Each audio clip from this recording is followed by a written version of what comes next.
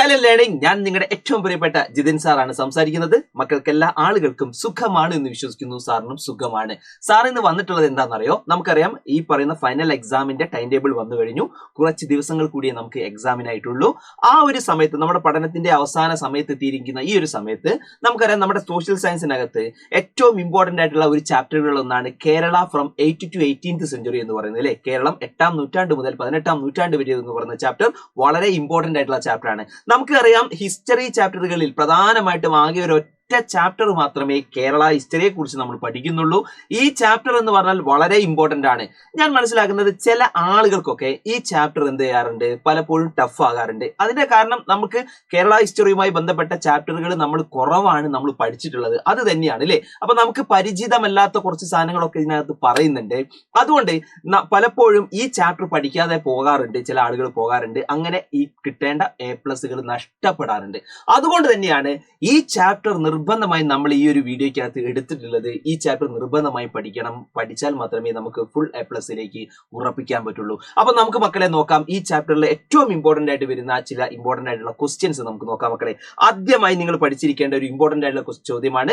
വളരെ റിപ്പീറ്റഡ് ആയിട്ടുള്ള ഒരു ചോദ്യം കൂടിയാണ് ഇത്. ചോദ്യം ഇതാണ്: write the characteristic features of the rule of the Perumals ആണ്. പെരുമാക്കന്മാരുടെ ഭരണത്തിന്റെ സവിശേഷതകൾ എന്തൊക്കെയാണ് എന്നാണ് ചോദിച്ചിട്ടുള്ളത്. ഇതൊരു 4 മാർക്കിന് ചോദിക്കുന്ന വളരെ ഇമ്പോർട്ടന്റ് ആയിട്ടുള്ള ചോദ്യമാണ് മക്കളെ. നിർബന്ധമായും പഠിച്ചു വെച്ചോളണം. ഓക്കെ, നമുക്ക് നോക്കാം മക്കളെ, എന്തൊക്കെയാണ് ഇതിന്റെ ആൻസേഴ്സ് എന്ന് നോക്കാം. മക്കൾ നോക്കിക്കോളൂ. ഫസ്റ്റ് വൺ നമുക്ക് കാണാം, Perumals had a representatives called കോയിൽ അധികാരികൾ. നമുക്കറിയാം, പെരുമാക്കന്മാർക്ക് ആ സമയത്ത് പ്രധാനമായിട്ടും അവർക്ക് എന്തുണ്ടായിരുന്നു, ഒരു റെപ്രസെന്റേറ്റീവ് അല്ലെങ്കിൽ പ്രതിനിധികൾ ഉണ്ടായിരുന്നു. അവരെ വിളിച്ചിരുന്ന പേരാണ് മക്കളെ എന്താണ്, കോയിൽ അധികാരികൾ എന്നാണ് വിളിച്ചത്. എന്താണ് വിളിച്ചത്? കോയിൽ അധികാരികൾ. ഓർത്തു വെക്കണേ, അതാണ് ഒന്ന് കേട്ടോ. അവരുടെ റെപ്രസെന്റേറ്റീവിനെ അല്ലെങ്കിൽ പ്രതിനിധിക്ക് വിളിക്കുന്ന പേര് കോയിൽ അധികാരികൾ എന്നാണ്. സെക്കൻഡ് വൺ നിങ്ങൾ നോക്കൂ, in administration the Perumals were assisted by Nalutali. Nalutali means the council of Brahmins. അപ്പൊ ആ കാലഘട്ടത്തിൽ ഈ പറയുന്ന പെരുമാക്കന്മാരെ ഭരണത്തിൽ സഹായിക്കാൻ വേണ്ടി, അവർക്ക് അഡ്മിനിസ്ട്രേഷനിൽ സഹായിക്കാൻ വേണ്ടി അവർക്ക് ഒരു കൗൺസിൽ ഉണ്ടായിരുന്നു. അതിന്റെ പേരാണ് നാലുതളി എന്നാണ്. ഈ നാലുതളി എന്ന് പറഞ്ഞാൽ എന്താണ്? കൗൺസിൽ ഓഫ് ബ്രാഹ്മിൻസ് ആണ്. ഈ ബ്രാഹ്മണന്മാരുടെ ഒരു കൂട്ടത്തിനെ, ഒരു സംഘത്തിനെ വിളിച്ചിരുന്ന പേര്, ബ്രാഹ്മണ സമിതിക്ക് വിളിച്ചിരുന്ന പേരാണ് നാലുതളി. ഇവരാണ് പെരുമാക്കന്മാരെ ഭരണകാര്യങ്ങളിൽ സഹായിച്ചിരുന്നത് എന്നുള്ളത് കാര്യം നമുക്കറിയാം. പെരുമാക്കന്മാർ നമുക്കറിയാം 8th സെഞ്ചുറി മുതൽ 12th സെഞ്ചുറി വരെ, 8ാം നൂറ്റാണ്ട് മുതൽ 12ാം നൂറ്റാണ്ട് വരെ കേരളം ഭരിച്ചിരുന്ന ആളുകളാണ് പെരുമാൾസ് എന്നുള്ളത് നമുക്ക് അറിയാവുന്നതാണ് മക്കളെ. യെസ്, ഇനി മക്കൾ നോക്കാം. Next one, Perumals had A military അല്ലെ. ആ പെരുമാക്കന്മാർക്ക് ഒരു മിലിറ്ററി ഉണ്ടായിരുന്നു, ഒരു സൈന്യം ഉണ്ടായിരുന്നു. അതിന്റെ പേരാണ് മക്കളെ 1000 ആണ്. 1000 അല്ലെങ്കിൽ 1000. സോ നമുക്കറിയാം 1000 എന്ന പേരിലാണ് എന്ത്, ഈ പറയുന്ന സൈനിക കൂട്ടം ആർക്കുണ്ടായിരുന്നു, പെരുമാക്കന്മാർക്ക് ഉണ്ടായിരുന്നു. ഇനി അത് കൂടാതെ ഈ പെരുമാക്കന്മാർക്ക് ഭരിക്കാൻ ആവശ്യമായ പണം, അവർക്ക് കിട്ടേണ്ട റവന്യൂ എവിടെ നിന്നായിരിക്കും ഇവർ കളക്ട് ചെയ്തിട്ടുണ്ടാവുക? നമുക്ക് നോക്കണം. അവർക്ക് എവിടെ നിന്നായിരുന്നു ടാക്സ് അവർ പിരിച്ചിരുന്നത്? നമുക്കതും കൂടി നോക്കണം. നോക്കൂ, Perumals levied taxes from the Nadus, Nagaras, Brahmin Gramas and temples. ഈ പെരുമാക്കന്മാർ അവർക്ക് വേണ്ട പണം കണ്ടെത്തിയിരുന്നത് പ്രധാനമായും നാടുകളിൽ നിന്നും. നമുക്കറിയാം, പ്രധാനമായും 14 നാടുകൾ അന്നുണ്ടായിരുന്നു. ആ പ്രധാനപ്പെട്ട നാടുകളിൽ നിന്നും, നഗരങ്ങളിൽ നിന്നും, അതുപോലെ ബ്രാഹ്മണ ഗ്രാമങ്ങളിൽ നിന്നും, അതുപോലെ ക്ഷേത്രങ്ങൾ അല്ലെങ്കിൽ ടെമ്പിൾസിൽ നിന്നായിരുന്നു അവർ എന്ത് കണ്ടെത്തിയിരുന്നത്, അവർക്ക് വേണ്ട പണം നികുതിയായി അവർ കണ്ടെത്തിയിരുന്നത്. അപ്പൊ ഇത്രയുമാണ് വളരെ ഇമ്പോർട്ടന്റ് ആയിട്ട് പെരുമാൾസിന്റെ അഡ്മിനിസ്ട്രേഷൻ അല്ലെങ്കിൽ പെരുമാൾസിന്റെ റൂൾ എന്ന് പറഞ്ഞു കഴിഞ്ഞാൽ ഇത്രയുമാണ് മക്കളെ. പെരുമാക്കന്മാരുടെ ഭരണത്തിന്റെ സവിശേഷതകൾ ഇതാണ്. നിർബന്ധമായും പഠിച്ചിരിക്കണം. അത് കമ്പൽസറി ആയിട്ട് ക്വസ്റ്റ്യൻ ആയിട്ട് ഓർത്തിരിച്ചോളണം. ഇനി നിങ്ങൾ കാണേണ്ടത് പ്രധാനമായും അടുത്ത ഈ ഭാഗത്തുള്ള ഒരു ചോദ്യമാണ്. ചോദ്യം ശ്രദ്ധിച്ചോളൂ. Which were the 3 broad types of land based on the ownership of right during the medieval period ആണ്. മധ്യകാലത്ത് ഉടമസ്ഥ അവകാശത്തിന്റെ അടിസ്ഥാനത്തിൽ ഭൂമി തിരിച്ചത് എങ്ങനെയാണ്? അതിന്റെ ഒരു കാര്യമാണ് നമുക്ക് ഇനി പറയാനുള്ളത്. മക്കളെ, നിങ്ങൾക്കറിയാം, പ്രധാനമായും അന്നത്തെ ഓണർഷിപ്പ് എന്ന് പറയുന്നത്, ഭൂമിയുടെ ഉടമസ്ഥത എന്ന് പറയുന്നത് 3 തരത്തിലുണ്ടായിരുന്നു എന്ന് നമുക്കറിയാൻ പറ്റും. അങ്ങനെ 3 തരത്തിലേക്കുള്ള ലാൻഡ് ആ സമയത്ത് ഉണ്ടായിരുന്നു എന്ന് നമ്മൾ കാണാൻ വേണ്ടി പറ്റുന്നുണ്ട്. ഫസ്റ്റ് വൺ നമുക്കറിയാം, ചേരിക്കലാണ്. ഒന്നാമത്തത് ഇതാണ് മക്കളെ, ചേരിക്കൽ ലാൻഡ് ആണ്. രണ്ടാമത്തത് ബ്രഹ്മസമാണ്. മൂന്നാമത്തത് ഏതാണ്? ദേവസ്വമാണ്. അപ്പൊ നമ്മൾ പഠിച്ചു ചേരിക്കൽ, ബ്രഹ്മസം, ദേവസ്വം. ഇങ്ങനെ 3 പ്രധാനപ്പെട്ട ലാൻഡ് ഉണ്ടായിരുന്നു. നമുക്ക് നോക്കണം എന്താണ് ചേരിക്കൽ. ചേരിക്കൽ എന്ന് പറഞ്ഞാൽ എങ്ങനെയുള്ള നാടാണ്, എങ്ങനെയുള്ള ഭൂമിയായിരുന്നു എന്ന് നോക്കണം. So the land under the control of Naduvazhis അല്ലെ. ആ കാലഘട്ടത്തിൽ നാടുവാഴികളുടെ കയ്യിലുണ്ടായിരുന്ന ഭൂമിയാണ് നമ്മൾ എന്ത് പറയുന്നത്, ഇതുപോലെ ചേരിക്കൽ എന്ന് പറയുന്നത്. ചേരിക്കൽ ഭൂമി എന്ന് പറഞ്ഞാൽ നാടുവാഴിയുടെ കയ്യിലുണ്ടായിരുന്ന ഭൂമിയാട്ടോ. അപ്പൊ ചേരിക്കൽ എന്ന് പറഞ്ഞാൽ എന്താണ്, നാടുവാഴിയുടെ നിയന്ത്രണത്തിലുള്ള ഭൂമിയാണ് നമ്മൾ വിളിച്ചിരുന്നത്. ഇനി അങ്ങനെയെങ്കിൽ നെക്സ്റ്റ് വൺ നമുക്ക് നോക്കണം മക്കളെ, ബ്രഹ്മസം എന്താണ്. എന്താണ് ബ്രഹ്മസം? സോ ആ പേരിൽ തന്നെ ഉണ്ട്. So the land under controlled by the Brahmins ആണ്. ബ്രാഹ്മണന്മാരുടെ അധീനതയിൽ ഉണ്ടായിരുന്ന സ്ഥലത്തിനെയാണ് നമ്മൾ ബ്രഹ്മസം എന്ന് പറയുന്നത്. അപ്പൊ നമുക്ക് നോക്കാം, ബ്രഹ്മസം എന്ന് പറഞ്ഞാൽ ബ്രാഹ്മണരുടെ നിയന്ത്രണത്തിൽ ഉണ്ടായിരുന്ന ഭൂമിയെയാണ് ബ്രഹ്മസം ഭൂമി എന്ന് നമ്മൾ വിളിച്ചിരുന്നത്.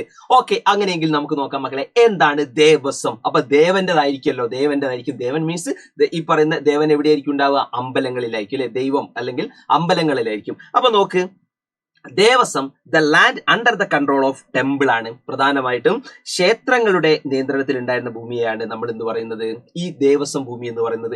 ഇപ്പോഴും നമുക്കറിയാം, നമ്മുടെ നാട്ടിലൊക്കെ ചില സ്ഥലങ്ങളിലൊക്കെ നിങ്ങൾക്കറിയാം, ഓരോ അമ്പലത്തിന് കീഴിൽ ഒരുപാട് ഭൂമികളുണ്ട്.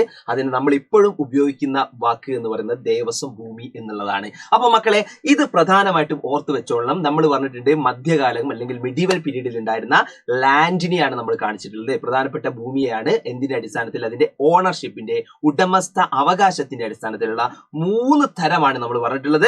നമ്മൾ പറഞ്ഞിട്ടുണ്ട് എന്താണ്, ചേരിക്കൽ പറഞ്ഞു, അതുപോലെ ബ്രഹ്മസം പറഞ്ഞു, ദേവസ്വം പറഞ്ഞു. ഇമ്പോർട്ടന്റ് ആണ്, പഠിച്ചു വെച്ചോളണം. എക്സാമിന് ചോദിക്കാൻ സാധ്യതയുള്ള ഒരു ഭാഗമാണ് അത്. 3 മാർക്കിന് ചോദിക്കുന്ന ഒരു പ്രധാനപ്പെട്ട ഒരു ചോദ്യമാണ്. ഓക്കെ, അങ്ങനെയെങ്കിൽ മക്കളെ നമുക്ക് നോക്കാം അടുത്ത നെക്സ്റ്റ് ക്വസ്റ്റ്യൻ. ഈ ഭാഗത്ത് നിന്ന് വരുന്ന അടുത്ത ക്വസ്റ്റ്യൻ ആണ്, list out the different occupational groups formed during the medieval period ആണ്. നമുക്ക് നോക്കണം, മധ്യകാലഘട്ടത്തിൽ ഉണ്ടായിരുന്ന പ്രധാനപ്പെട്ട തൊഴിൽ കൂട്ടങ്ങളെ കുറിച്ചാണ് നമ്മൾ ചോദിച്ചിട്ടുള്ളത്. ഏതൊക്കെ തൊഴിൽ കൂട്ടങ്ങളാണ് മധ്യകാലഘട്ടത്തിൽ ഉണ്ടായിരുന്നത്? ഒക്യുപ്പേഷണൽ ഗ്രൂപ്പ്സ് ആണ്. അപ്പൊ ആ കാലഘട്ടത്തിൽ ഒരുപാട് ഒക്യുപ്പേഷണൽ ഗ്രൂപ്പ്സ് ഉണ്ടായിരുന്നു. അതായത് ജോലി ചെയ്യുന്നതിന്റെ അടിസ്ഥാനത്തിൽ അവരൊരു ഗ്രൂപ്പായിട്ട് തിരിഞ്ഞിട്ട് എന്ത് ചെയ്തിരുന്നു, ജോലി ചെയ്തിരുന്നു. അതെങ്ങനെയുള്ള ആൾക്കാരാണെന്ന് നമുക്ക് നോക്കാം. People engaged in agriculture and making of agriculture equipments അല്ലേ, നമുക്ക് പ്രധാനമായിട്ടും കാണാൻ വേണ്ടി പറ്റുന്നുണ്ട്. ആ സമയത്ത് പ്രധാനമായിട്ടും കൃഷിയും അതുപോലെ തന്നെ കൃഷിയുമായി ബന്ധപ്പെട്ട ഉപകരണങ്ങൾ നിർമ്മിക്കുന്നവരുമായി ഉള്ള ആളുകൾ എന്ത് ചെയ്തിട്ടുണ്ട്, അവർ കൂട്ടം കൂടി അവർ അങ്ങനെ ഒരു വിഭാഗമായി ജീവിച്ചിരുന്നു. അപ്പൊ അതൊരു ഒക്യുപ്പേഷണൽ ഗ്രൂപ്പായിട്ട് അങ്ങനെ പോയിരുന്നു. രണ്ടാമത്തത് നമുക്ക് നോക്കാം മക്കളെ, people involved handicraft and making of metal equipments, കരകൗശല ലോഹ നിർമ്മാണവുമായി ബന്ധപ്പെട്ട് ജീവിക്കുന്ന ആളുകൾ ഉണ്ടായിരുന്നു. അങ്ങനെ അവരൊരു ഒക്യുപ്പേഷണൽ ഗ്രൂപ്പായിട്ട് അവർ ജീവിച്ചിരുന്നു. അങ്ങനെയുള്ള ആളുകൾ നമുക്ക് ഉണ്ടായിരുന്നു. ഇനി തേർഡ് വൺ നോക്ക്, പീപ്പിൾ എൻഗേജ്ഡ് ഇൻ ട്രേഡ് ആണ്. അതായത് പ്രധാനമായി കച്ചവടവുമായി ബന്ധപ്പെട്ട് ജീവിച്ചിരുന്ന ആൾക്കാരുണ്ടായിരുന്നു. അവരൊരു പ്രത്യേക ഒക്യുപ്പേഷണൽ ഗ്രൂപ്പായിട്ട്, അവരൊരു കച്ചവടക്കാർ തന്നെ ഒരു പ്രത്യേക ഒരു ഒക്യുപ്പേഷണൽ ഗ്രൂപ്പായിട്ട് അവരങ്ങനെ ജീവിച്ചിരുന്നു, ആ കാലഘട്ടത്തിൽ ഉണ്ടായിരുന്നു. ഇനി നെക്സ്റ്റ് വൺ അടുത്ത് നോക്കാം മക്കളെ, people involved in waving and oil production. മക്കളെ, ഈ തുണിനെയ്ത്താണ്, അന്നത്തെ തുണിനെയ്ത്ത്. ഈ തുണിനെയ്ത്ത് അതുപോലെ ഓയിൽ പ്രൊഡക്ഷൻ നമുക്കറിയാം പ്രധാനമായിട്ടും എണ്ണയാട്ടലാണ്. ഈ പറയുന്ന 2 ജോലികളും ചെയ്തിരുന്ന ആളുകൾ പ്രത്യേക ഒരു ഒക്യുപ്പേഷണൽ ഗ്രൂപ്പായിട്ട് ജീവിച്ചിരുന്നു. അങ്ങനെ ജീവിച്ചിരുന്ന ഒരുപാട് ആൾക്കാർ ഉണ്ടായിരുന്നു. പിന്നെ നെക്സ്റ്റ് വൺ നോക്കാം, people involved in temple rituals ആണ്. ഈ പറയുന്ന ക്ഷേത്ര ആചാരങ്ങളുമായി ജീവിച്ചിരുന്ന ഒരു കൂട്ടം ആളുകൾ ഉണ്ടായിരുന്നു. അപ്പൊ അവരുടെ ജോലി എന്ന് പറഞ്ഞാൽ എന്താണ്, ക്ഷേത്രവുമായി ബന്ധപ്പെട്ട തൊഴിലുകൾ ചെയ്യുക, അങ്ങനെ ആ ക്ഷേത്രവുമായി ബന്ധപ്പെട്ട് അവരുടെ ജീവിതം മുന്നോട്ട് കൊണ്ടുപോവുക. അങ്ങനെയുള്ള ഒരു ഒക്യുപ്പേഷണൽ ഗ്രൂപ്പ് ആ കാലഘട്ടത്തിൽ നിലനിന്നിരുന്നു മക്കളെ. ഇനി നെക്സ്റ്റ് വൺ, ലാസ്റ്റ് വൺ നോക്കാം മക്കളെ, ഒഫീഷ്യൽസ് കണക്റ്റഡ് ടു ദ നാടുവാഴി സ്വരൂപം. ആ കാലഘട്ടത്തിൽ ഉണ്ടായിരുന്ന ഒരുപാട് നാടുവാഴികൾ ഉണ്ടായിരുന്നു.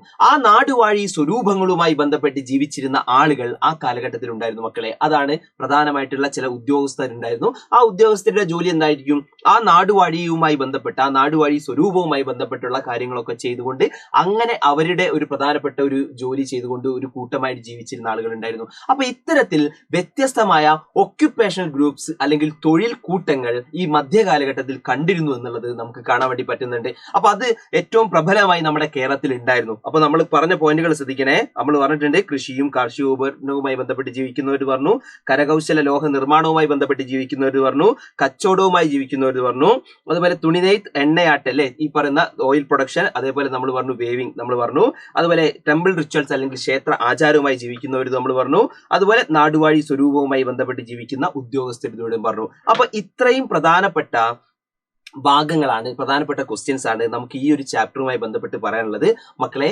ഇതിന്റെ ഡീറ്റെയിൽ ആയിട്ടുള്ള ക്ലാസ് നമ്മളെ ആപ്പിൽ ഇതുപോലെ അവൈലബിൾ ആണ്. അപ്പൊ ആപ്പ് നിങ്ങൾ നിർബന്ധമായും പർച്ചേസ് ചെയ്യുക. ആപ്പ് പർച്ചേസ് ചെയ്ത ആളുകൾക്ക് അറിയാം ഇതിന്റെ ഡീറ്റെയിൽ ആയിട്ടുള്ള ക്ലാസ്, ഫുൾ ക്ലാസ് നിങ്ങൾക്ക് വളരെ കുറഞ്ഞ പൈസയിൽ എന്ത് ചെയ്തിട്ടുണ്ട്, അവൈലബിൾ ആണ്. മാക്സിമം നിങ്ങൾ ആപ്പ് ഒക്കെ എന്ത് ചെയ്യുക, പർച്ചേസ് ചെയ്യുക.